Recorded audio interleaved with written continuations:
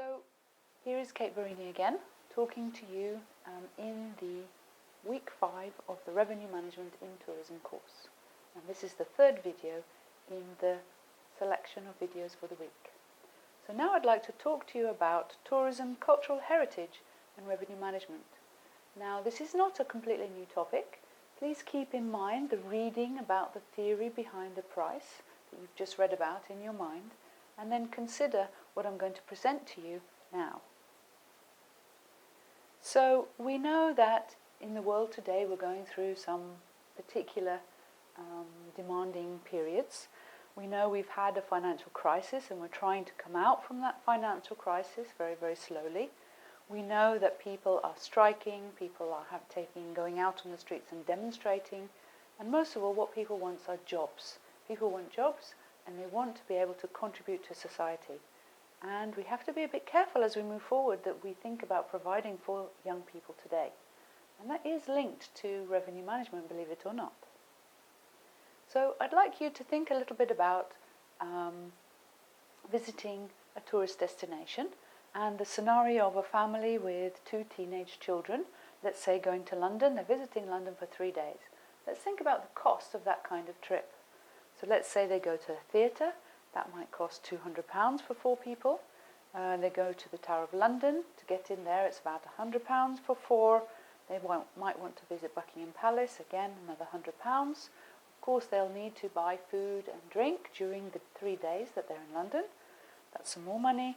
There's the transportation, of course, between attractions and their accommodation. Souvenirs, of course, that they would like to buy.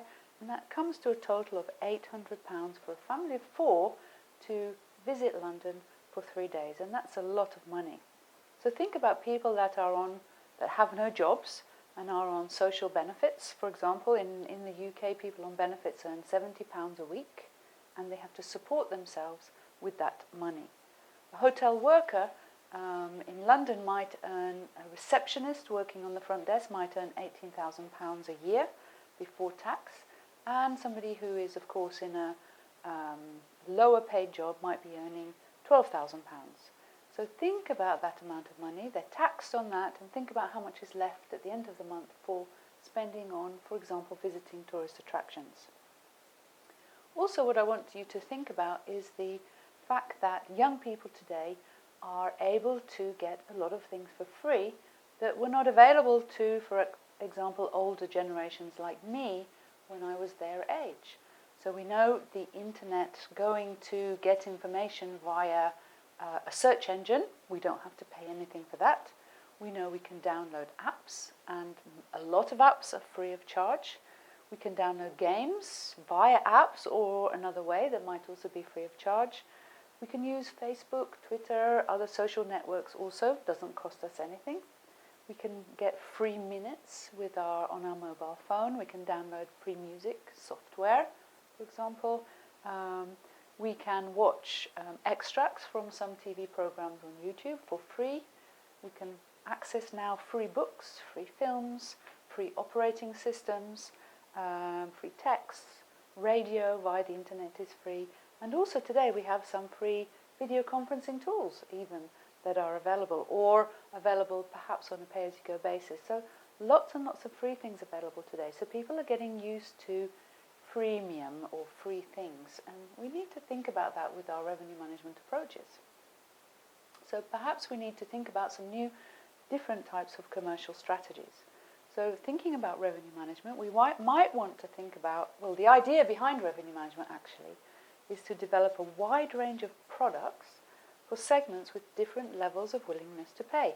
And we know that right down there at the bottom, there are the people that are not willing to pay anything for our products. And then at the top of the triangle, we have people willing to pay an awful lot. So we need to create products that have different levels of value to reduce our profit erosion. So if you remember, profit erosion is what happens when we have distressed inventory that we forecast to remain unsold, so will not generate any revenue. But we also need to set up restrictions to minimize revenue dilution. So we don't want to have some economy products available just to get rid of our distressed inventory, but then those people with a high willingness to pay access those low price products. That's revenue dilution, so we need to minimize that.